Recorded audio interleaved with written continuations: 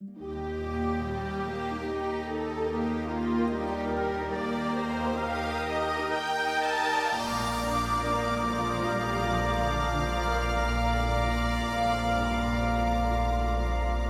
this is Brother Ken Sheets, and we're going to be talking during this time about an application, a necessary application of the ancient Hebrew, what we call poetical parallelism, that is so widely used in the Old Testament, but we're going to be looking at a usage of that in the New Testament by the Apostle Paul. And one of the first things that we have to remember is the Apostle Paul regarded himself, as he said in Philippians, as a Hebrew of the Hebrews. And that meant he was communicating to these people that he had learned to be a Hebrew man in, shall we say, the truest sense of the word. It's like when we, as Americans or whoever you are, we go somewhere else and people recognize us not just by our physical differences, but they see the way we carry ourselves, the way we interact with one another, the way we interact with them. And those are all things. We are Americans. Well, Paul was a Hebrew of the Hebrews. He is a Hebrew man, and he's going to express some things in that way. Now, keeping that in mind, we're going into 1 Corinthians 7. And in 1 Corinthians 7, 1, and let me just read through the first 6 verses here, and then we'll go back to each one. But he said, "Now concerning the things whereof ye wrote unto me, it is good for a man not to touch a woman. Nevertheless, to avoid fornication, let every man have his own wife, and let every woman have her own husband." Sound like very similar statements there to me. And then verse 3, "Let the husband render unto the wife due benevolence, and likewise also the wife unto the husband." Sound like they're very similar statements. Verse 4, "The wife hath not power of her own body, but the husband. And likewise the husband hath not power of his own body, but the wife." Very similar statements again. Wonder why. And then in verse 5, "Defraud ye not one the other, except it be with consent for a time, that ye may give yourselves to fasting and prayer, and come together again, that Satan tempt you not for your incontinency." And then he said, "But I speak this by permission, and not of commandment." And that will be an interesting thing we'll get into in a moment.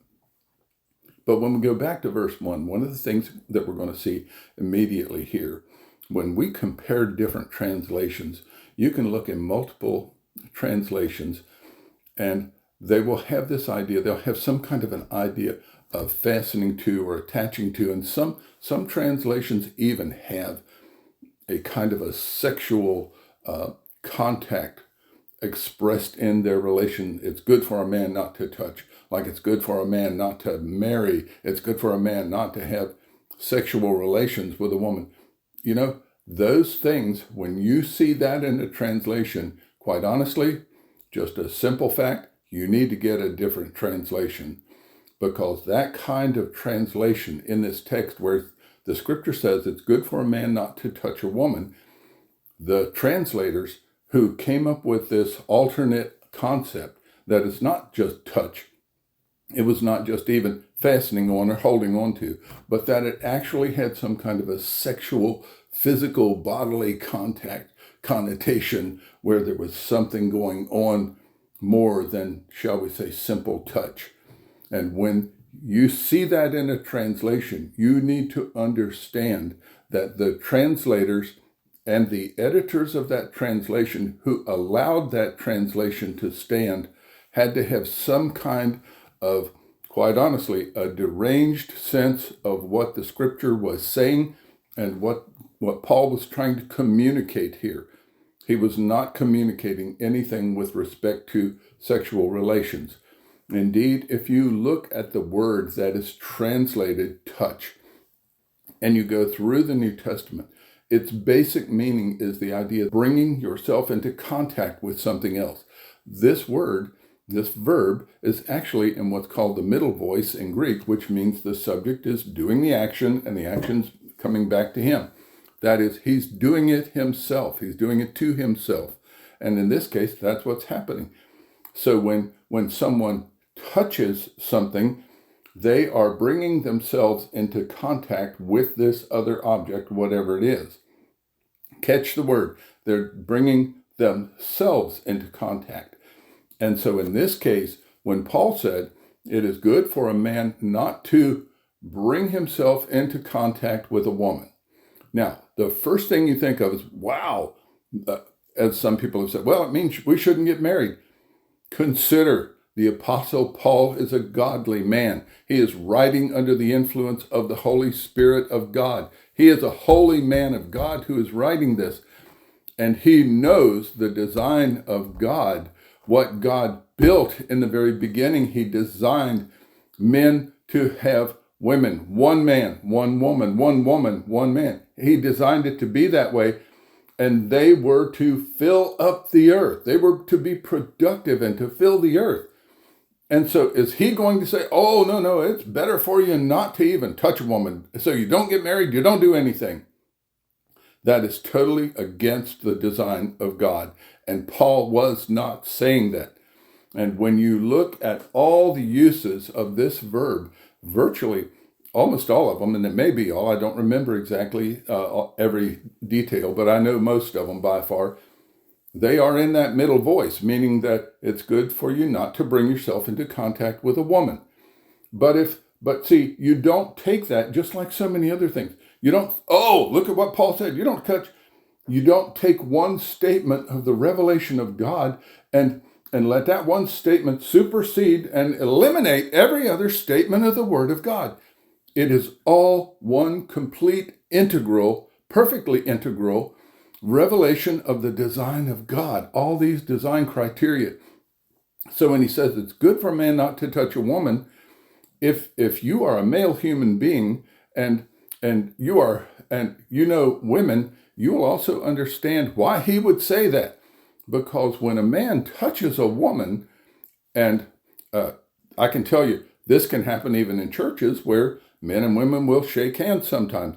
But when a man touches a woman who is not his woman, the woman to whom he has separated himself for life, and she has separated herself from all other men to him for life, there is something that happens. There is something about that touch that it communicates something to both individuals. Now, granted, we could shake hands, do things like that. We could even hug if you want to. But if you go into a church situation, as I've seen in many different times, and you see, everybody's oriented hugging, and you quickly begin to realize that there's a little more going on in the minds of some people, and especially the men, when they're hugging the women who are not their woman. And their woman will understand as well, they don't want their man hugging the other women. So it's something to be very careful of in all these aspects. Now, so when he says it's good for a man not to touch a woman, you've got to keep it in context. But that is an aspect of the design of God. But he says then, in the next line, the first line of verse 2, he says, nevertheless, to avoid fornication. Literally, if you were to translate that, he would be saying, because of the fornications, if we use that word. I don't like that word. I like to use it much as it is in Greek. Because of all of these we even have pornography and things like that, things that are going to be showing things that shouldn't be shown in the design of God. And so he says, because of this type of influences, these porneic influences, this is what he says. He says, let every man have his own wife, let every woman have her own husband. Well, the way that is spoken, it's like we allow a man to have his own wife and we allow a woman to have her own husband. In the Greek text, those words let, have, are actually what we call third-person imperatives. And what he's saying is every man must have his own woman and every woman must have her own man. And by the way, there is not a different word for wife or husband. that is used in the New Testament this way. The words are, every man must have his own woman, and every woman must have her own man. And so when you look at that and you think about these things, what he's expressing is there is a design that God said. And to keep from getting into porneic thoughts and these wrong ideas about the physical relationships between the genders as God designed them, to keep from those things, a man must have his own woman. And that's a woman with whom he's able to have all the physical relationships and everything. And all of those still in the design of God, the way God would have it, with all their interrelationships, taking each other into consideration and all of that. But a man has his own woman, not his own women. No. Not multiple wives, just one.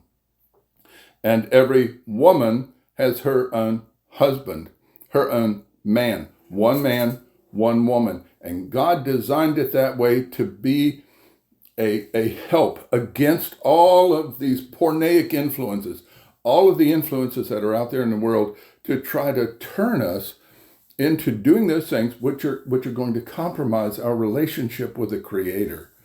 So he says, every man have his own wife, every woman have her own husband. But then he also goes into verse 3, and he says, let the husband render unto the wife due benevolence, and likewise the wife unto the husband. It's understood. The husband is to render due benevolence, a proper mindset, a good thinking. When we do benevolent things, basically we are expressing out of our good mind about something, and that's why we do benevolent things. We do good things for people. And so the husband is supposed to be thinking in terms of God's design, because that is the absolute best for his woman. And so he's thinking in terms of what is best for this woman? What is God's design for her? And how must I express that to her to help her become all that God would have her to be? And guess what? The wife is to be thinking that same thing with regard to her husband. She's to have that same kind of mind, thinking, God, what would you have me to do? How do I relate to my husband to help him become all that you would have him to be? And just to say this, if we would all do that in our relationships between husbands and wives, there would be a great lack of conflict. We wouldn't have all these conflicts that we have. But because we want our own will, we don't render due benevolence to the woman as men, and the women don't render due benevolence to the man. Each one of us, we're thinking, well, this is what I want. This is the way I like it. This is what I want her to do, or I want him to do.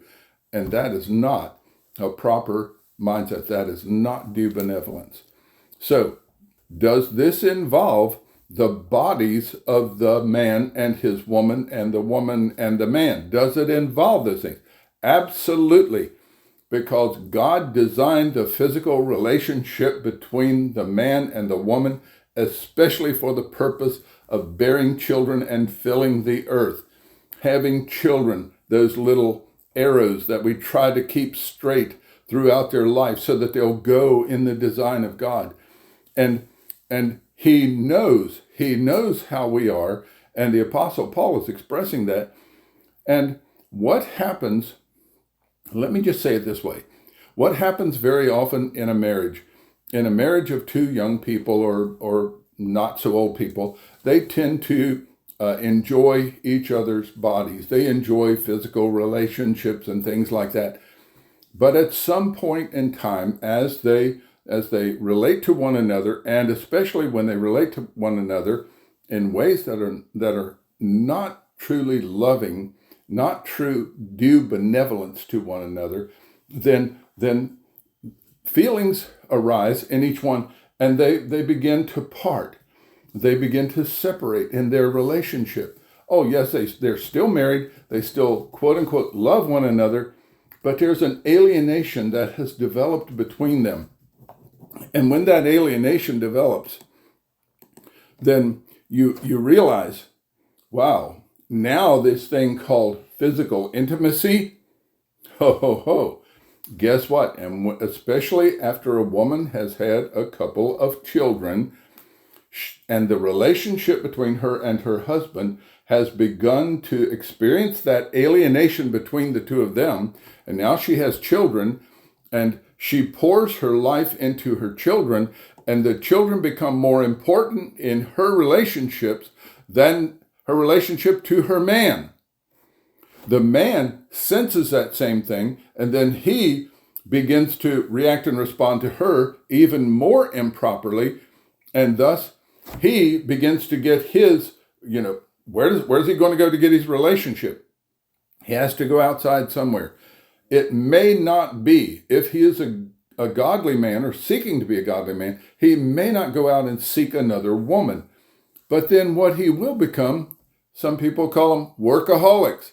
He's always working. He's always doing something, or he's gone fishing. He's gone hunting. He's doing all of these things that are getting him apart and separate from his wife, the woman, his woman, the only woman for him. And that man can go out and he gets involved in relationships. And I am not talking about physical relationships. He gets involved with relationships with other men, or dealing with something else. But he's dealing with things outside of his home because of the alienation that exists between him and his wife. And when that occurs, the alienation has not only caused them to seek their fulfillment in other people, other than the one who is supposed to be the one for each one of them. The man, his woman, the woman, her man. And you see that, and then they find their fulfillment of relationships in other people and other things. And not only does their interpersonal relationship begin to separate, their physical relationship begins to deteriorate. And that, I'll just say this from my experience, I have never yet met a married couple who's been married for any substantial length of time that the physical, sexual relationship was not a problem. And it becomes manifested in their interactions with other people. And it needs to be addressed by both the male and the female. And I have tried to counsel multiple couples in this regard. And it has to be done very carefully. But you see, one of the points is, when you think about it, the wife does not have power over her own body, but the husband. What's that saying? That's saying the wife is the only one in this world, the only human being in this world who can meet certain needs of her husband. Not just physical, sexual, but she's the only one who can meet those needs within the design of God. And part of that is her body. It's not just that, she is not one flesh in and of herself. She's one flesh with this man, her man, his woman. And so you look at that, that means that her body is his. It belongs to him. And that's why Paul says the wife does not have power over her own body, but the husband. The husband is the one with the authority over her body. And then the husband needs to look and say, and I hear this from men. I have these desires. Well, your desires are not supposed to be what rules your life unless your desires are totally in conformity to the design of God for what you are.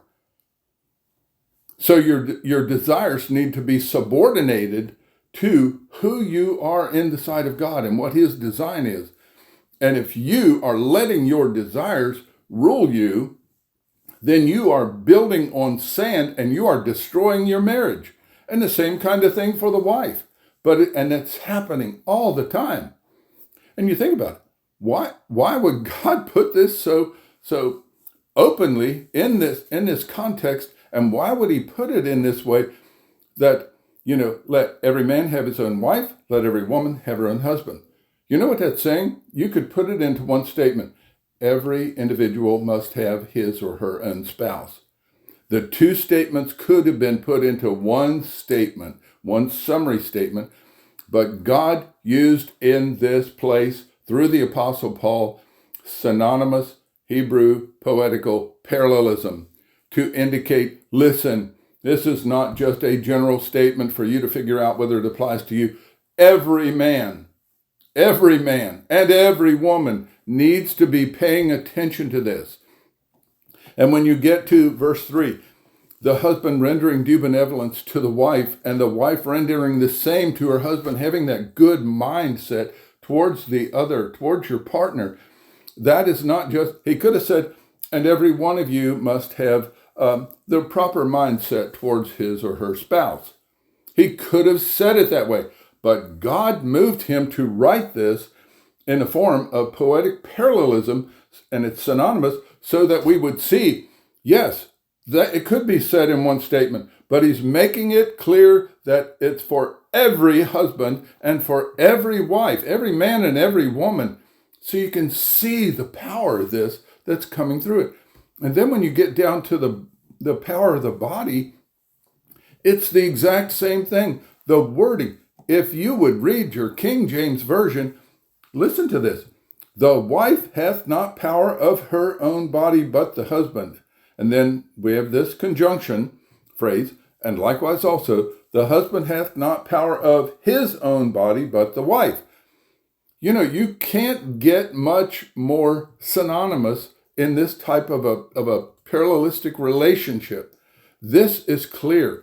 And so, yes, that could be said, every one of you, you do not have the power in your relationship to your spouse. You don't have the power over your body. Your spouse has the power. Could have been stated more generally, but he stated in specific to each gender that's involved.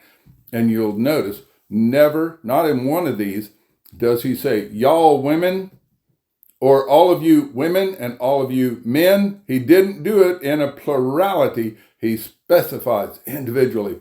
Man, woman, man, woman, man, woman. Singly. And then you get down to verse 5 and he says, defraud ye not one the other. And then we have this exception clause that's down here. So the defraud, the basic idea in defrauding is the concept aposterete. The word means basically that you are removing strength from that other person.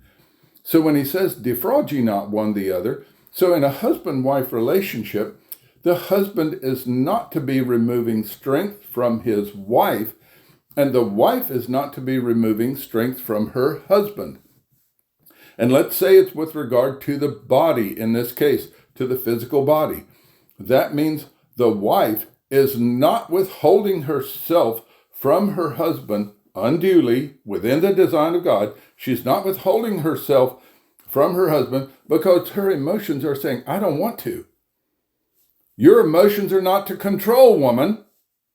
Just like the man's emotions are not to control him.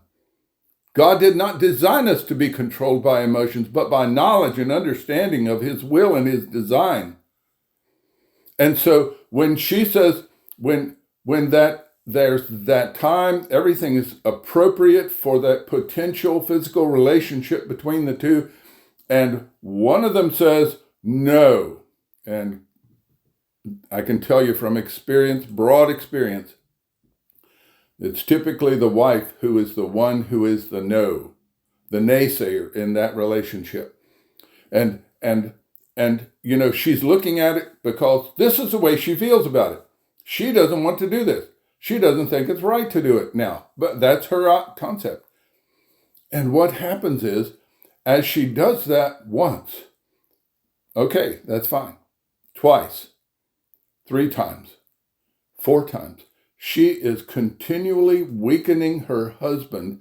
And you remember up there at the beginning in verse 2, she is weakening her husband in relationship to the porneic influences that are all over.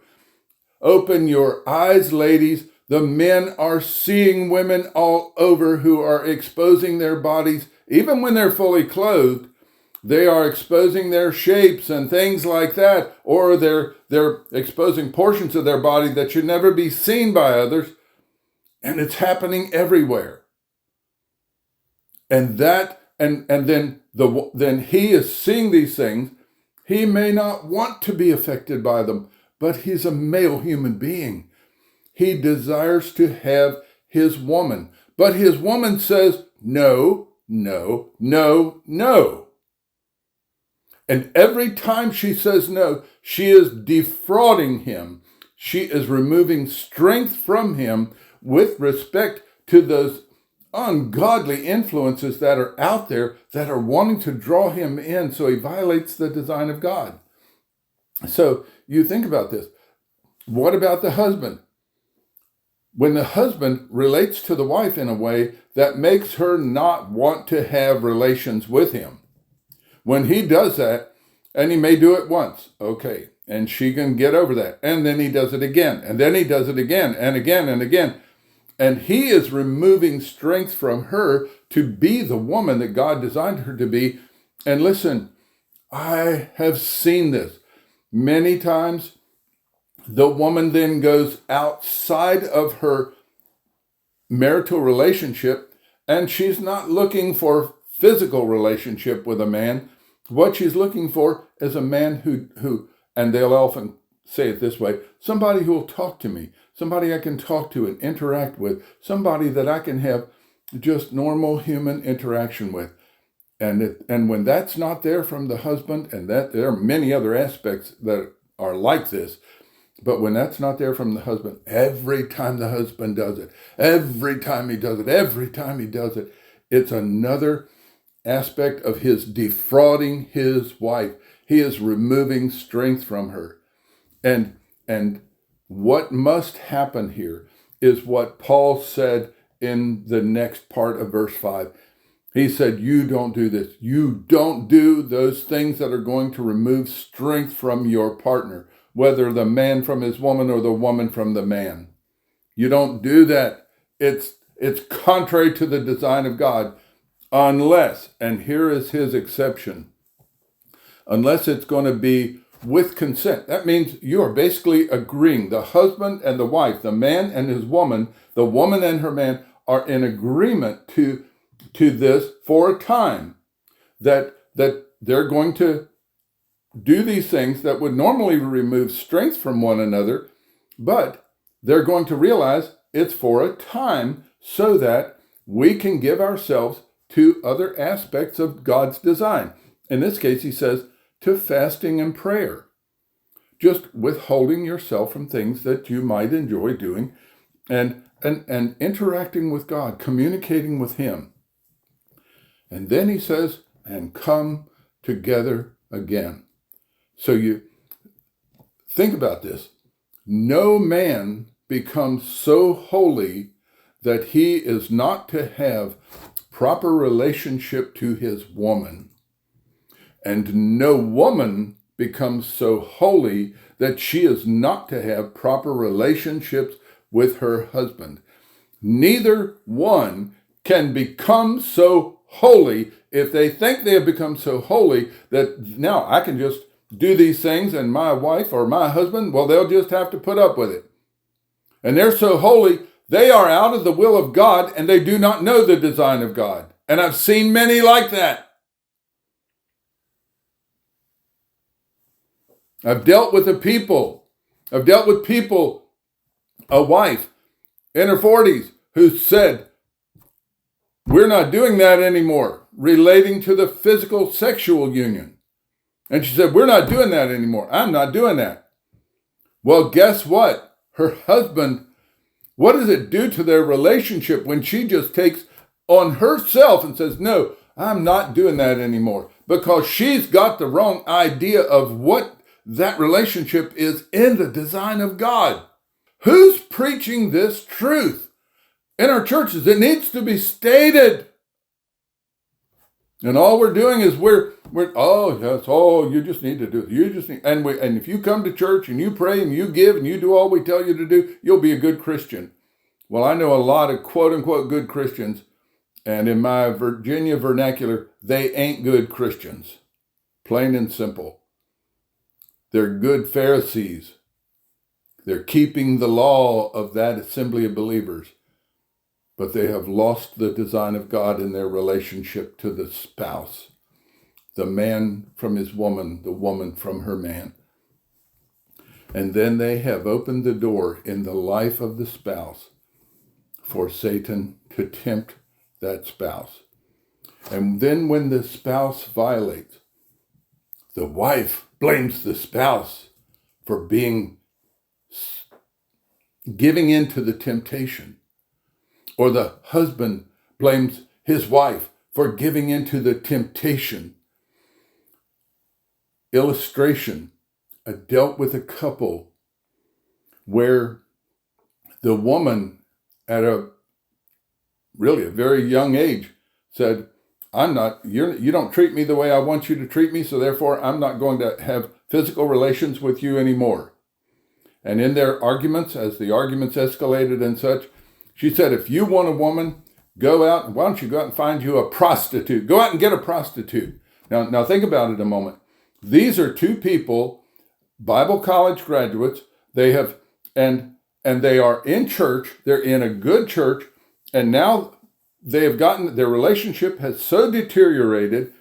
She has removed strength from him. He has removed strength from her. And the relationship has so deteriorated that she, in whatever mindset, says, you need to go out and get you a prostitute so you can have physical relations with her.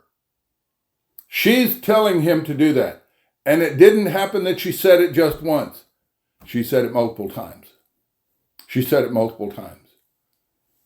And then you know what he did? Do you know what he did?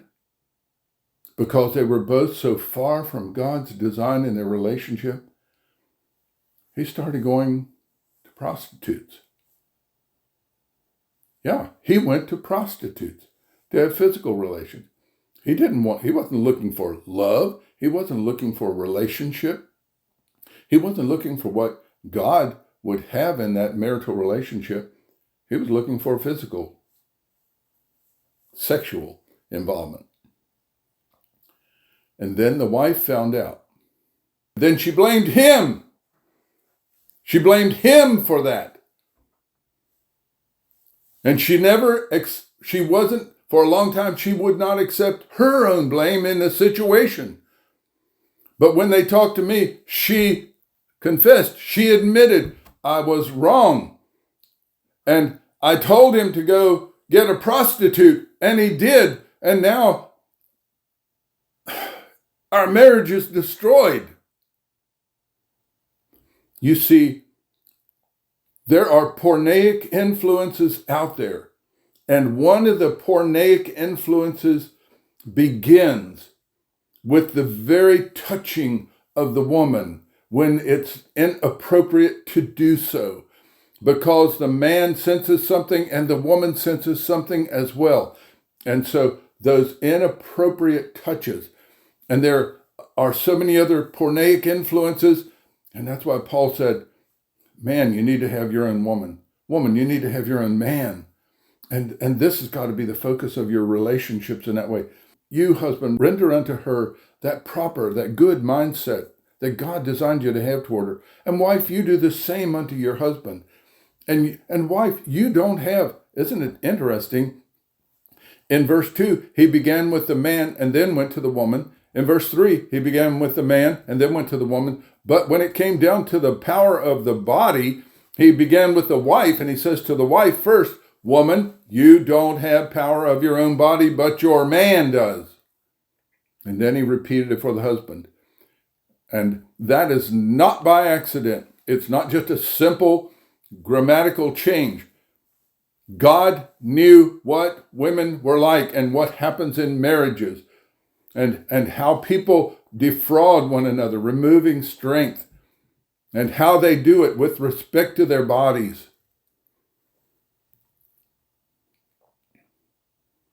And he offers this. He says it's only for a time. And it's got to be back. Consent, joint consent. We agree together to this. And then what's interesting, he said, but I speak this by permission. And this is another important point here.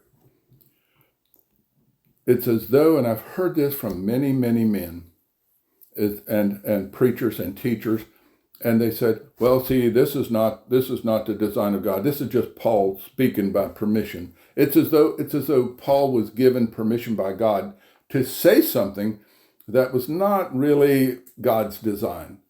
Well, that is not true. The word permission in our modern English vernacular does not mean what the word meant that Paul used in the Greek text. The word in the Greek text is a combination word. It's made up of sun and the word nome. Sun is with or together with, and nome is the mind, where our gnosis is, where our knowledge is. That's where we get our word knowledge. And so what he's saying is, I'm speaking this literally by joint-mindedness. God did not actually say this, but because I'm joint-minded with God, I can perceive this. And that's what Paul was saying. And so we see this.